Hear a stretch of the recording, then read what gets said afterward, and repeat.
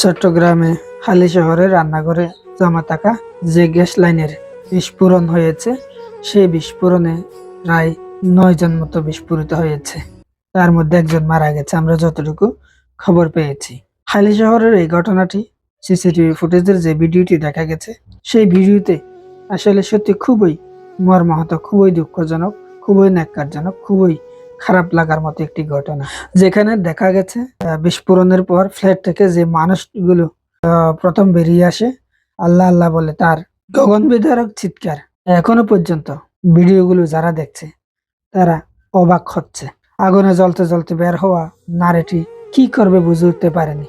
হিতাহিত গিয়া যখন তিনি হারিয়ে ফেলেছেন, একবার ফাঁসের ফ্ল্যাটে ঢুকে গেছে, কিছুক্ষণ পর আবার আগুন শরীরে নিয়েই সিঁড়ি বেয়ে নিচে নামছে। আর একজন শরীর জুড়ে দগদগে পোড়া ক্ষত নিয়ে নগ্ন অবস্থায় প্রাণ বাঁচাতে নিচে নেমেছিল, কিন্তু কিভাবে যেন আবার উপর উঠে গেল। হয়তো পরিবারের কথা মনে পড়েছিল। তখনও দুই হাতে লজ্জাস্থান ঢেকে সম্মান বাঁচানোর এক মরিয়া চেষ্টা। 4, 5, 6 তলার মানুষজন আতঙ্কে পরিবারের সবাইকে নিয়ে সিঁড়ি বেয়ে নেমে আসছে। ভয়, হাহাকার আর বিশৃঙ্খলায় চারপাশ ভারী হয়ে ওঠে। এই ভয়ের মাঝেও পাশের ফ্ল্যাটের একটি পরিবার জীবনের ঝুঁকি নিয়ে ক্ষতিগ্রস্ত মানুষদের বাঁচানোর চেষ্টা করেছে। এই মানবিকতা হয়তো আমাদের এখনো মানুষ করে রেখেছে। সবচেয়ে হৃদয় বিদারক মুহূর্ত, একজন নারী যখন ছোট্ট শিশুটিকে উদ্ধার করে কাঁদতে কাঁদতে নিয়ে যাচ্ছিলেন। শিশুটির মুখ দেখা যাচ্ছিল না, কিন্তু যারা দেখেছে তাদের আতঙ্কিত চিৎকারে বোঝা যাচ্ছিল ছোট্ট শরীরটার উপর আঘাত কতটা ভয়াবহ ছিল। নিজের সন্তানের কথা মনে করে বুকটা মোচড় দিয়ে উঠল। আহারে, আফসোস। এই ধরনের দুর্ঘটনা থেকে আল্লাহ সবাইকে হেফাজত রাখুক। নিয়তি যে কতটা নিষ্ঠুর। একই ফ্ল্যাটে দুই ভাইয়ের পরিবার থাকতো। অন্য ভাইয়ের পরিবার চিকিৎসার জন্য সেখানে এসেছিল। 9 জনই অগ্নিদগ্ধ। অনেকের অবস্থা আশঙ্কাজনক, কারো শ্বাসনালী পর্যন্ত পড়ে যাওয়ার মতো। এটা সিলিন্ডার বিস্ফোরণ নয়, গ্যাস লাইনের লিকেজ হয়ে ফ্ল্যাটে গ্যাস জমেছিল। তারপর এই ভয়াবহ বিস্ফোরণ। রাতে ঘুমাতে যাওয়ার আগে ভূমিকম্পের সতর্কতার খবর দেখে আল্লাহর কাছে দোয়া করছিলাম, তিনি যেন আমাদের সবাইকে হেফাজত করেন। কারণ আমাদের জীবন কতটা টুনকো।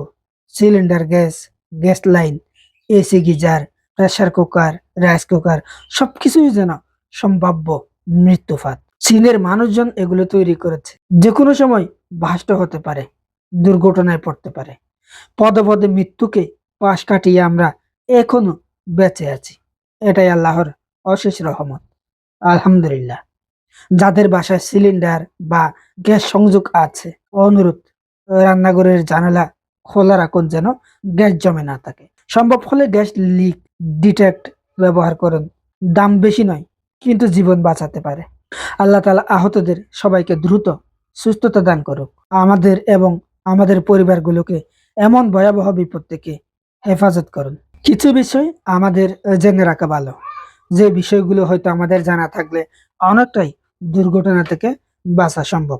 যেখানে চট্টগ্রামের রান্নাঘরে বিস্ফোরণ হয়ে পরিবারের 9 জন মারাত্মক দগ্ধ হয়েছেন, একজন মারা গেছেন।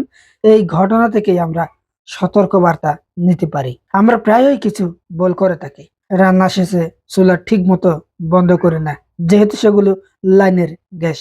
বিলেক হই, যা খুশি তা ব্যবহার করি। জানালা দরজা বন্ধ রেখে গ্যাস জমতে দেই। পুরনো চুলা বা পাইপে ছোট লিক থাকলেও গুরুত্ব দিই না। কম বয়সী কাউকে রান্নার দায়িত্ব দিই, যারা গ্যাসের গন্ধ বুঝতে পারে না। মনে রাখবেন, রান্নার শেষে চুলা ও রেগুলেটর বন্ধ আছে কিনা ভালো করে দেখুন।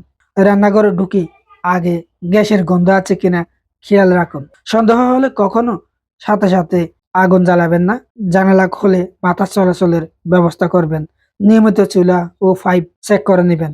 গ্যাসের গন্ধ আলাদা বোঝা যায় অবশ্যই, যে কেউ বুঝতে পারে।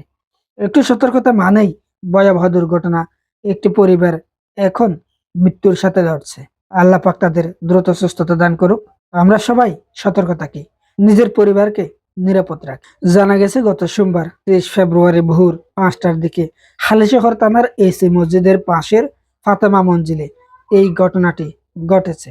আর যেখানে ঘটনা ঘটেছে সেখানে যারা দগ্ধ হয়েছেন তারা হচ্ছেন শিপন, তার বয়স 30, সুমন, তার বয়স 40, শাওন, তার বয়স 17, আনাস বয়স 7, আইমান বয়স 9, সাখাওয়াত 46, আয়াশা বয়স 4 এবং পাখি নামের 35 বছরই বয়স যে নারী, তিনিও সেখানে দগ্ধ অবস্থায় ছিলেন।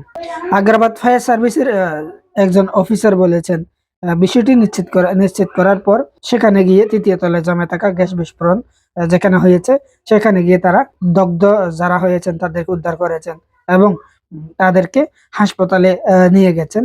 এরপরে তারা বিস্তারিত হয়তো পরে জানানোর কথাও বলেছেন। তবে আমরা যতটুকু ভিডিওগুলো দেখেছি সেগুলো খুবই মর্মাহত, খুবই হৃদয় বিদারক ঘটনা। এর থেকে আমাদের পরিত্রাণ পেতে অবশ্যই সতর্ক থাকতে হবে, সাবধান থাকতে হবে। সবকিছু আমাদের আগে ঠিকঠাক আছে কিনা চেক করে নিতে হবে। সকলে ভালো থাকবেন, সুস্থ থাকবেন, সুন্দর থাকবেন, যেন সতর্ক সাবধান আমরা আল্লাহর কাছে দোয়া চাই, আমরা যেন সুন্দরভাবে জীবন করতে পারি। আসসালামু আলাইকুম।